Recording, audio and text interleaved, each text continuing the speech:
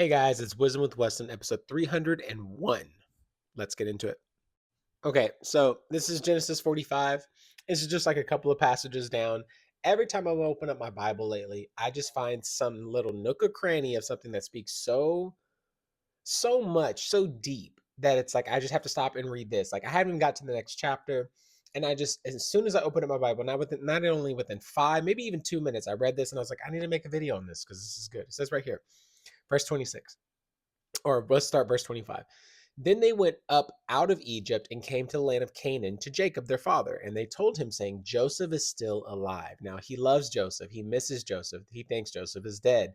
For years now, for decades, he thought that his son was dead because his brothers had sold him off and they lied to him.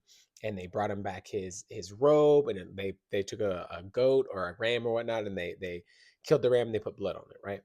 And it says, and he's the governor. Not only is his son alive, he's the governor of all the land of Egypt. And Jacob's heart stood still.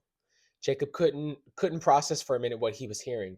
And it says, because he did not believe them.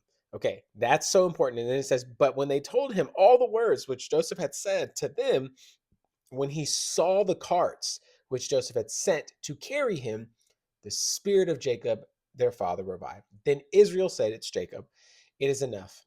Joseph, my son, is still alive, and I will go see him before I die.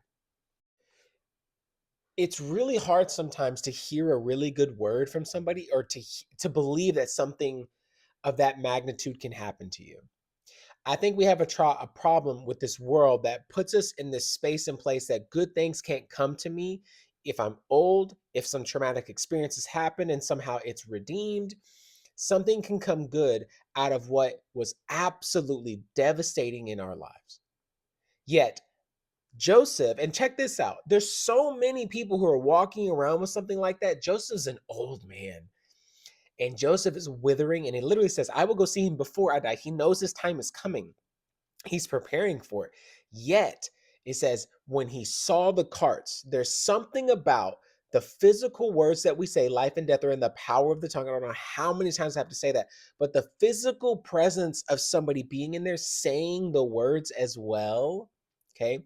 There's something about your presence in people's lives. Be intentional, by the way, be intentional that the spirit revives, that somebody who was in this life or death situation, who's having an absolute traumatic and terrible day, who's grumpy, who's sad, who needs encouragement, when they got the word, a spirit revived. And I just think today, if you'd open your mouth, if you'd use the gifts you have, you would see people's spirits revive.